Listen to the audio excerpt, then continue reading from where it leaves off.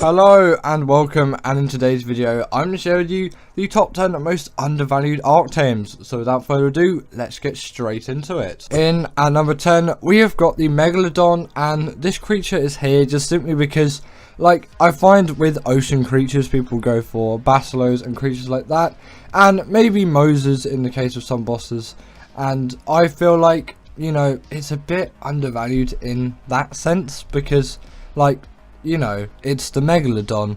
You would think that people would be taming this tons and tons, and they'd just be taming these things all over the place, but actually from experience people don't really tame these things that much, and I think that's a little bit of an undervaluement, if you will, because, you know, these creatures are actually pretty decent and they deal the bleed ability, and yeah, maybe they're not as strong as something like a Mosa.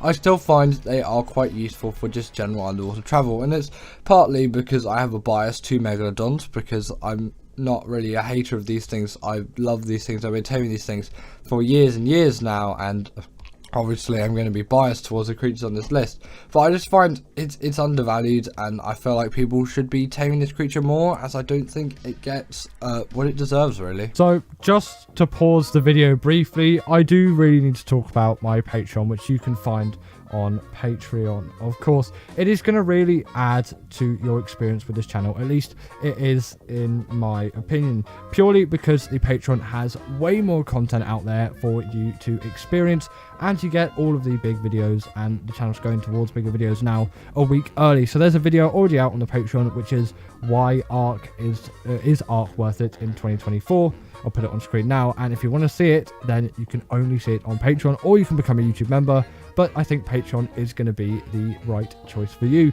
So if you really feel like you want to join the Patreon, then join. We've already got a couple of members there already, and I hope you're going to be the next. Next up we have got the baryonyx, and this creature is here just because the Barry is one of those tames where I find they're so useful for doing caving, and people these days don't really use them that much, and I kind of feel like that's a shame, really. These creatures are just so nicely and heavily used, or at least they were heavily used back in the day, and it seems like there's been a bit of a drop off with these things, and people tend to talk about them less and less.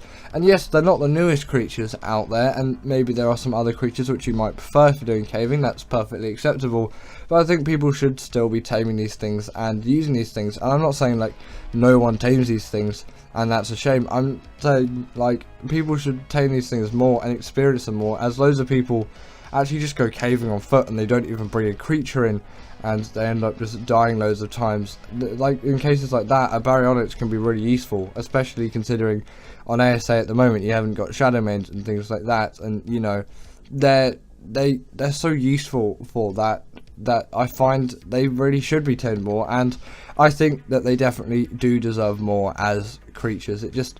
It makes sense to tame them, but people these days are being a little bit more skimpish with them. Now, I also did want to put the Mosa here as well. I did talk about earlier how, like, yeah, Mosas are stronger than megalodons. They definitely are, but I find that these creatures are in some ways even more undervalued, and they definitely do need a lot more work than the megalodon to become some really great creatures. And obviously you got the X-Mosas and X-Megs on Gen 1, but still, the Mosa these days actually isn't as used as much as you might think. It's not really used at all. Maybe you might use it for the Moda boss fights, but I find Spinos are commonly used in the case instead of Mosas for that, although people have obviously used Mosas for it. But now with loads of new sea creatures out with like mods and all of that, the Mosa just seems very basic and in a lot of ways not really worth taming, and I think that's a bit of a shame. They definitely could do with some TLC, especially for the Mosa over the megalodon. And yeah, like, the people just don't tame them as much as they used to, and you know, they're supposed to kind of be the kings of the ocean, so in that sense it is quite a shame. In at number 7 we've got the Carbonemys, and this creature is here just simply because, like, you know, it's so commonly just basically used as bait, essentially, in a way. Not exactly bait, but people just use these things to get loads of keratin out of them. And I find that actually as a tame creature they're pretty decent. And yes, maybe they're not the fastest in the world. This does have some increased speed, if you're wondering, by the way, because they are a lot slower than this usually. They're actually pretty decent at swimming in the water, and they're not the slowest things in the world, and give you a good introduction to that. You also, just as a general creature, they're just nice to have. It's useful to have a Carbonemys, and yes, maybe they're not essential. I find if maybe they got a little bit of TLC, they really could be some great creatures which people use, like the Trike and the Stego. It could go to that extent if Wildcard gave these things a little bit more thoughts, because they're not really thought of commonly just as a general thing. You just think Carbonemys is like, oh, the source of keratin, and that's kind of all you think of them. But if you think of them as a tame and actually try and get some use out of them, you'll find that these creatures are actually pretty decent as just a general underwater creature in the early stages of the game. And I definitely do use them for that quite a bit. And although yes, again, the speed is not the best, that is not going to be your main concern, especially in the early stages of the game. You just want those creatures that can actually just enable you to do those things. You're not really in a position where you want the best creatures out there, because you're not far enough in the game yet. Next up, we have got the Quetzal, and this creature is here because I found in the 2015, 2016, wherever the Quetzal was released, I think it was late 2015, but it might have been to 2016. Again, not too sure on that, but either way, in those early stages of Ark, when the Quetzal came out, it was really just used so widely. It was such a cool creature, and although very difficult to tame, with that platform saddle on it, it really did make all the difference. And when the flyer speed leveling and all of that got nerfed, there was just a massive decline in Quetzals, as you know, they're not the fastest out there, and also there were just some other creatures came out that people might like to use more, and that's kind of where the Quetzals had a bit of a downfall. And nowadays the Quetzal isn't tamed all too much, at least not as much as I think it should. And yes, I definitely could say this creature could use some TLC just to buff it up a little bit, but also I kind of just prefer Ark with flyer speed leveling. I also do want to know your opinions. Are you pro flyer speed leveling, or are you against flyer speed leveling? Because I'm definitely very much for it. In at number 5, we've got the Carno, and I put this creature here as just people seem to dismiss the Carno for something like an aloe, and although yes, that is objectively a better creature, I find that the Carno can be just extremely useful as quite an early on carnivore. You don't even need that saddle yet, and if you're on ASA, saddles are very easy to come by in drops, and also you can just kill an adult one, and then if it has a baby one attached to it, it's just such an easy, simple way of taming a Carno. Or you can just tame one the traditional way. It's really not that difficult whatsoever, and once you have one, they are a carnivore that can deal loads of bleed damage and just generally have quite a nice amount of mobility and quite a nice size as well. You can be pretty stealthy on a Carno, and although yes, maybe their footsteps are a bit louder than you might expect, you can be reasonably well hidden with a Carno, which maybe something like an aloe or something larger than that, you would struggle a little bit, because you know, Rexes kind of stick out a lot more than a Carno. Carnos just, they're a little bit more reserved, and I like them for that. They're a good bridge between something like a Raptor and an aloe. It's just, they're such useful creatures, I find, and I use them tons and tons all over the place. And I find people really discount these creatures for creatures like aloes, like I've said before, and I kind of find that's a shame, because I think these really do stand by themselves for being really great creatures. And obviously because of that, I'm going to put them on this list, because I find that they definitely are undervalued creatures, and I wish that people paid them a little bit more respect, as I think it is definitely well deserved. In at number 4, we've got the Yuty, and the Yuty isn't here just because people don't really use it. I find it's undervalued for its versatility, because people just use these things in boss fights for that one case where you can buff your creatures, and that's it. People won't use them for other things, and I find that is a huge waste of a creature like this, as they are capable of dealing tons of damage, and you can even just use them to fight bosses with, although that's not my preferred use. They're just really great carnivores that can traverse maps just quite easily compared to something like the Rex, and obviously they're kind of better than aloe in some ways and all of that, and obviously then you can debuff creatures. They just work really well as creatures to travel around the map with, and you can even do meta runs and things like that. And I know that seems a little bit far-fetched for some people, but I find they are just really great creatures for that. And obviously the RG is going to be better for meta runs because it's a flying creature. Still, you could do quite a lot with something like a UT apart from just use it for fighting bosses. And I want to know, what do you use the UT for apart from in bosses? Because I'm not too sure if there's many people out there that use the UT for many other things apart from that, and that's why I think it's undervalued. I don't think it's undervalued as in people don't use this creature or care about this creature, because they do, but it's undervalued for its versatility. In at number 3, we have got the Gasbags, and this creature is here just because I find it can just be a really useful Ark creature in general, and people don't really use it. And yes, there is a bit of a learning curve, and by the time I recorded this B-roll, I really wasn't great at flying this thing, but now I'm quite a significant amount better. I'm not going to say I'm a god at flying this thing, but I can actually get it to kind of move where I like. So I do excuse in advance my quite terrible Gasbag flying, because yeah, I really did not do a great job with this B-roll. I have to re-record it at some point and, you know, get it all looking like I can't, that I can fly the Gasbag instead of I can't. But either way, these creatures insanely useful just as a general tank as well. If you puff them up, there's a lot of damage reduction, and obviously great for doing meta runs and things like that, because they've got tons of weight, and you don't even need a saddle to ride one. But if you do chuck the saddle on, obviously you get extra armor and another player can join you.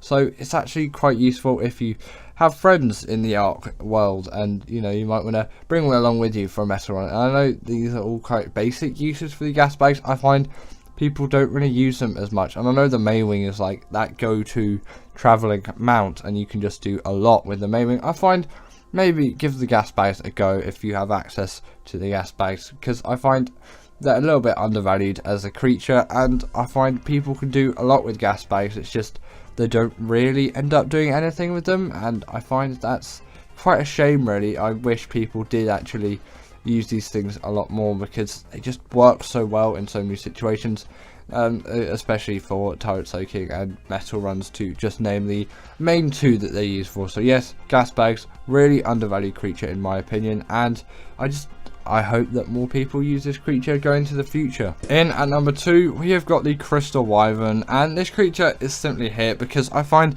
compared to the normal Wyverns, these are extremely undervalued, and people have been saying that the Ember Crystal Wyvern is really a highlight for them. For me, it's the Blood Crystal Wyvern. Obviously, this I'm pretty sure is neither. It's just a Tropical Crystal Wyvern.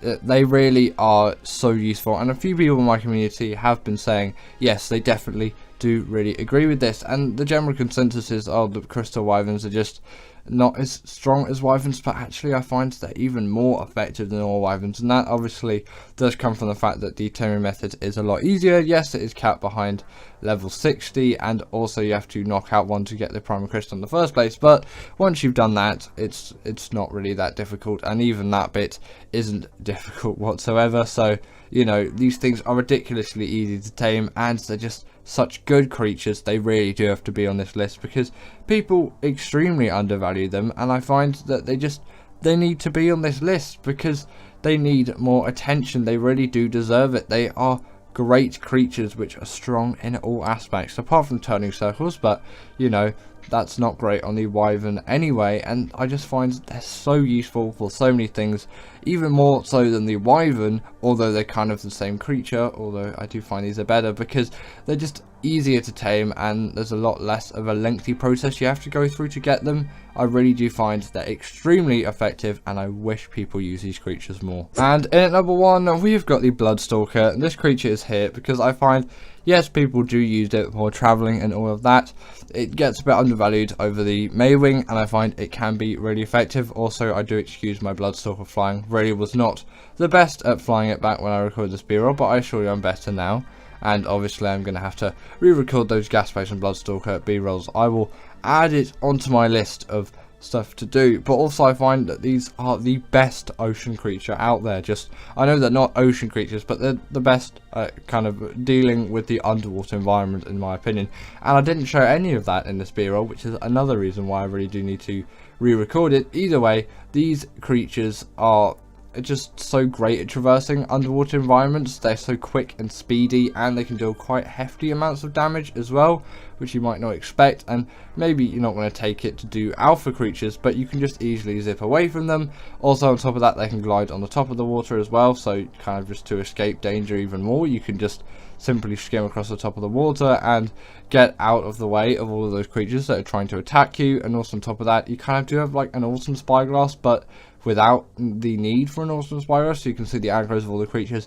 Extremely useful, especially in an underwater environment when the visibility isn't quite as great as obviously just on land. So I do find they're extremely useful for everything like that as well. And obviously if you're on Gen 1, you can warrant loads and loads of use out of these things. They're kind of like rock drakes in that sense. They are like a creature which you essentially really have to use for that purpose. So yes, in my opinion, the Bloodstalker is the most undervalued creature for what I think it could do. I just find people don't use it for that, and that's why I put it in at number 1. The top 10 most underrated Ark dinos. In at number 10 is the Chalicotherium, and I think, in my opinion, this creature is severely underrated for so many things, as this actually is a pretty decent combat creature, and albeit its tame is very weird, requiring a lot of beer, which is something no other tame uses, and it can be a bit of a pain to get. It is actually a really good combat creature when you actually have one to use, and it is great, and especially on smaller creatures, it has insane knockback, and it can even throw boulders as well, and that is a simply great ability which can't be missed. So you really should give the Chalicotherium a try at some point, and you will definitely not regret the tame. Next up, we have the Bloodstalker, and you may say that this is a controversial one as it is used a lot in some cases, but I would actually say that this creature isn't used enough, and everyone should be using a Bloodstalker if they can obviously get their hands on one. These things are just so useful, and they're so quick, and they're really great in the water as well, and I don't see too many people using these things for water cave runs on the island, which I have been doing in recent times. Obviously, it makes sense that you wouldn't be doing that in ASA, as the Bloodstalker isn't in ASA at the moment, but in ASC there really isn't any excuse, because I think these things do spawn on Fjorda. If not, then I'll take that back, but I'm pretty sure that they do spawn on Fjorda, which means that there is a free DLC out there with Bloodstalkers.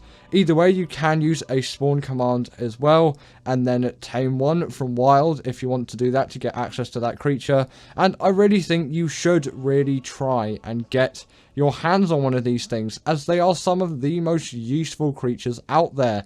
They can travel around the map really fast, like I've said. They deal a lot of damage, and on Gen 1 and on Gen 2, they're pretty useful for loads of missions as well, and they are really splendid water creatures. So what isn't to love about the Bloodstalker? Maybe apart from its taming method.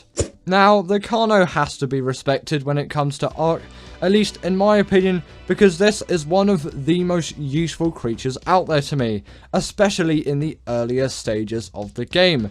This creature just has so much to like about it, from its bleed ability to its speed and its ridiculously easy tame, especially on ASA. If you're an Allo lover though, then you can always go for the Allo over the Carno, but there is a certain charm in the Carno which I don't get from the Allo, and I'll usually not even tame Carnos and go for an Allo. But the Allo is obviously the significantly more popular tame, and I would kind of lean that more towards the overrated side of Ark creatures. But I would say it's not particularly overrated or underrated, and it kind of is where it should be. Whereas the Carno is really just not respected enough, in my opinion, and I wish people used it more. Especially considering when Squid used it back in the day, that was like basically the best creature to him. Obviously, Rexus was sort of kind of more respected, but that was also like 2016 Ark. And back then, Rexes were just like the most highly respected creatures, where now Rexes really aren't that much of a big deal anymore. Now, the Gacha has not really been talked about ever since Extinction came out. Obviously, this is still a very useful creature, which a lot of people out there, I'm sure, do use, but I do think it deserves a lot more press. but I guess it kind of does get a little bit of press considering Gacha Claus comes around every Christmas. But still, the actual Gacha really isn't used as much, although it is somewhat of an icon. People really don't use it all that much, and its abilities are really ones to be respected. Now, the element dust thing is a little bit out of date, considering that element is so easy to get on Gen 2, but all of those weapons which you can get from this thing is not accessible from any other source, really. Obviously, drops are a thing, and this is going to become even less useful when Extinction's out on ASA, because drops are OP, but I really think this creature should be respected and used more to this day. Now, next up, we have the Megalosaurus, and this creature really is one of those creatures which I have to put on this list. And albeit when Arboration came out, this thing was used so much, and if you are playing Arboration, you're probably going to use this thing. But nowadays, this thing kind of seems somewhat forgotten about. And it is literally one of the best carnivores in the game, especially considering its size. And it is so iconic, and it has a wealth of abilities to go on top of that as well. And albeit the mechanic of it only really working at nighttime isn't one which is the best compared to some other carnivores, but it is really great on Arboration, considering that it counts as always being night, which is obviously why these things are very useful.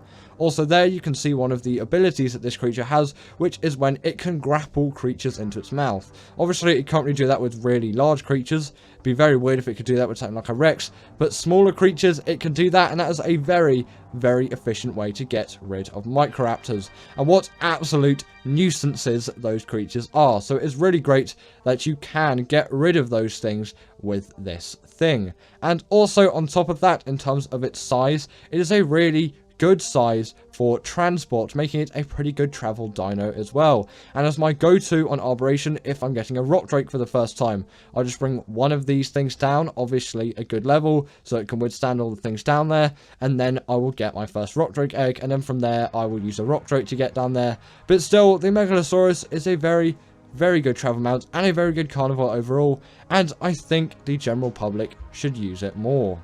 In at number 5 is the Spino, and this creature, in my opinion, really isn't respected as enough as it should be. In terms of its popularity, yes, it isn't going to be the most underrated creature out there, but that is why it is in number 5. But in terms of its use compared to its popularity, it is very outweighed compared to something like the Rex, which albeit doesn't get as much press as it used to back in the early days of Ark, and that is because the Rex just simply isn't the strongest dinosaur in the game now. And I think at a point when the game released it was, then the Alpha Rex came around, and then Gigas came around, and then yeah, the Rex really wasn't respected as much.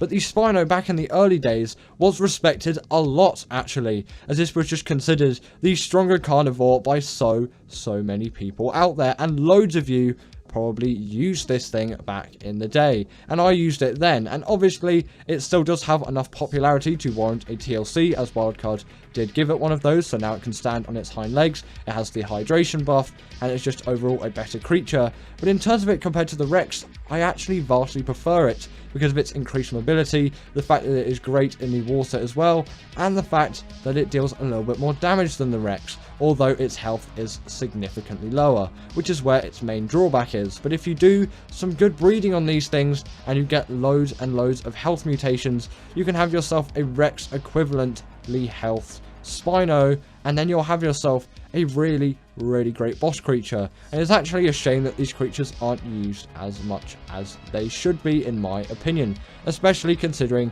they got that TLC. Next up, we have the Mantis, and this creature is really, again, not used as much as it should be, and it has a really cool ability.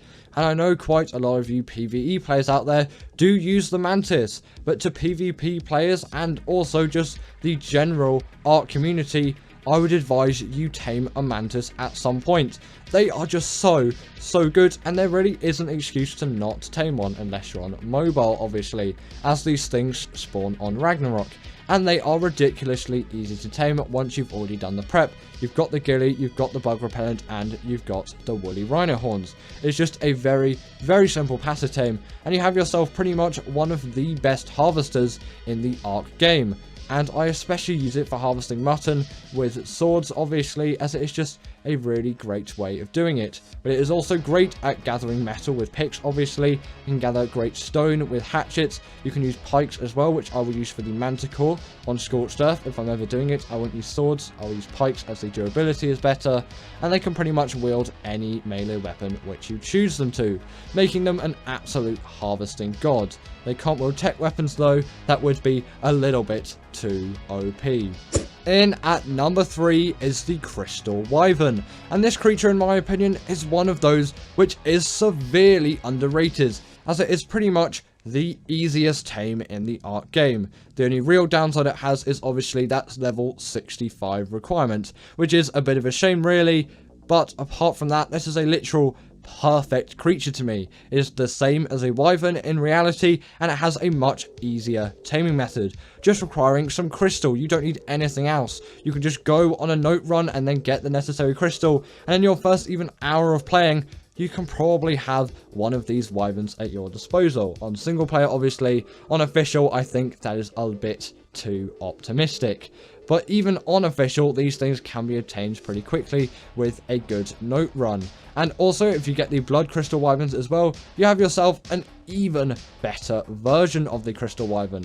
That creature is definitely by far the best version of the crystal wyvern, and considering their mobility and power, which is I'm pretty sure the same as an exact wyvern, at least it feels like it to me when using one, you really can't go wrong with these things, especially considering they don't need a saddle. And earlier than the Pteranodon, as long as you do a note run, you can get these things really quickly into your roster of creatures. So what isn't to love about this thing? In at number 2 is the Beelzebufo, and this creature is the absolute king when it comes to cementing paste gathering, obviously doing that through killing any kind of insect, and especially considering ASA only has the island at the moment, and insect levels aren't a thing on ASA, this is the best time, if you have ASA obviously, to get a Beelzebufo, and it still is a great idea on any other Ark map where these things spawn and there are insects, which I think is every Ark map that has the Beelzebufo. Not sure if the Beels is on every map though, as I don't think it would be fitting on maps like Scorched Earth, but you never really know, as I think the Megatheriums are on Scorched Earth or something. There's some, no, it's the Direwolves, isn't it? Yeah, Direwolves are on Scorched Earth, which is a little bit weird, so you don't really know what to expect, but I'm pretty sure this thing isn't on Scorched, and I don't think it's on Arboration either. But either way, on the islands, which is the map which kind of matters the most, as most people have it, it is obviously there, and you have the insect cave in the redwoods, so this is pretty much the most sustainable way of getting cementing paste. Yes, a beaver dam may be easier, but this is going to give you even more cementing paste, and you can always rely that you'll get the same amount every time, and there won't be the risk of beaver dams not spawning.